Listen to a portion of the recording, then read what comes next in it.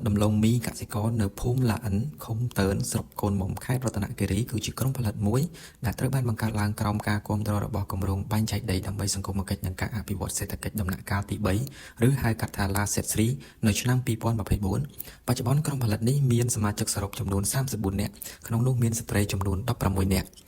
គម្រោង LASET 3បានរៀបចំការបណ្ដុះបណ្ដាលបច្ចេកទេសដាំដំណាំដំឡូងមីដល់សមាជិកក្រុមចំនួន4លើកដែលបានបញ្ចប់ដោយជោគជ័យក្នុងចំណោមសមាជិកទាំងអស់លោកសានហ៊ុយត្រូវបានចាត់ទុកថាជាសមាជិកម្នាក់ដែលមានការយល់ដឹងច្បាស់លាស់និងអនុវត្តបច្ចេកទេសបានល្អជាងគេ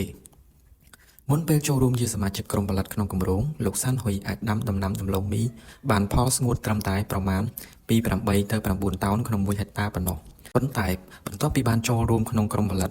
និងទទួលបានការបណ្ដុះបណ្ដាលបច្ចេកទេសពីគម្រោង LASET 3លោកបានអនុវត្តការដាំដុះដំណាំដំឡូងមីលើផ្ទៃដី1ហិកតាកន្លះហើយអាចប្រមូលផលបានដល់ទៅ27តោនជាដំឡូងស្ងួតក្នុងឆ្នាំ2025ខ្ញុំឈ្មោះសាន់ហ៊ុយនៅភូមិលអិនឃុំតើនស្រុកកូនមុំខេត្តរតនគិរីខ្ញុំ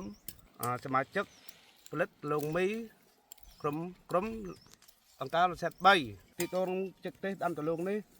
ឆ្នាំទី1ខ្ញុំដាំអត់មានចិកទេសទេខ្ញុំបានតែ10តោនក្នុងមហាកន្លះនេះបាន10តោនជាងប្រហែលជា15ទៅឆ្នាំទី2ខ្ញុំបានដាំតាមចិកទេសបាន25ហ្នឹងហើយដល់ឆ្នាំទី3ខ្ញុំបានរៀនសិក្សាជាមួយ LASET អង្គការ LASET 3ហ្នឹងក៏បាន27ឆ្នាំ2025សម្រាប់រដូវដាំដុះឆ្នាំ2025ទៅ2026តាមការប៉ាន់ស្មានលោកសាន់ហ៊ុយអាចប្រមូលផលបានប្រមាណ30តោនជាដំឡូងស្ងួតដែលបង្ហាញពីការកើនឡើងយ៉ាងច្បាស់លាស់នៃផលិតភាពបន្ទាប់ពីការអនុវត្តបច្ចេកទេសត្រឹមត្រូវ26នេះក្នុងចិត្តក្នុងបេះដូងខ្ញុំទុកថាខ្ញុំថាចង់យក30តោនព្រោះអង្គការ LASET 3គាត់បានបង្រៀនខ្ញុំ4វាខ្ញុំបដិញ្ញាមកជឿជាក់ខ្លួនឯងថាយក30តោនក្នុងមួយហត្ថកន្លះ